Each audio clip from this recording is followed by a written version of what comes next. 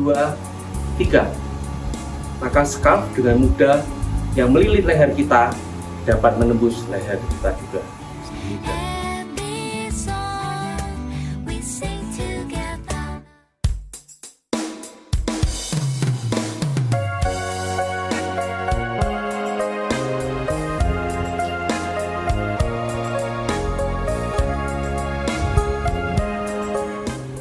Shalom, sahabat-sahabatku yang terkasih dalam Tuhan kita, Yesus Kristus.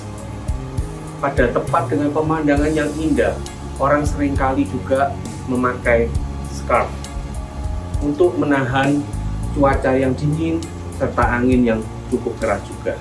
Perhatikan, pas buat scarf saya berwarna hitam. Ya. Kita pakai scarf ini dengan cara melilitkannya di leher kita. Nah, perhatikan seperti ini. Ya. Scarf dapat menahan hawa dingin serta angin yang cukup keras. Ya.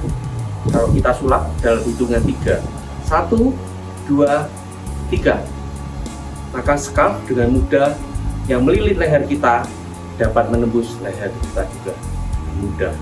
Nah, dalam kehidupan kita sebagai manusia, apakah lilitan-lilitan dosa dalam kehidupan kita itu dapat juga dengan mudah lepas dalam kehidupan kita? Jawabnya tentu saja tidak, ya. Nah, saudara-saudaraku, dalam kehidupan kita hanya ada satu-satunya cara untuk bisa lepas dari segala lilitan dosa itu serta bisa sampai kepada Bapa kita yang ada di surga hanya dengan percaya dan menerima Tuhan Yesus Kristus sebagai juru selamat dan penebus kita satu-satunya. Seperti dikatakan dalam Yohanes 14 ayat 6, Tuhan Yesus berkata bahwa Akulah jalan dan kebenaran dan hidup. Tidak ada seorang pun yang datang kepada Bapa kalau tidak melalui Aku. Di sana secara jelas dan tegas telah ditegaskan berkali-kali bahwa tidak ada cara apapun untuk bisa sampai kepada Bapa, untuk bisa sampai kepada kerajaan surga, untuk bisa menerima kehidupan kekal itu sendiri, kalau tidak dengan cara menerima Tuhan Yesus sebagai Tuhan dan Juru Selamat kita satu-satunya. Jadi kalau kita berbuat baik apapun di dunia ini, ataupun kita bahkan memberikan apapun ya yang kita miliki, itu semua tidak dapat menyelamatkan kita kalau kita tidak menerima Tuhan Yesus sebagai Juru Selamat dan penebus kita saja. Nah, dosa yang melilit kita adalah kegelapan di dalam hidup kita, yang seperti saya gambarkan dengan scarf yang berwarna hitam ini.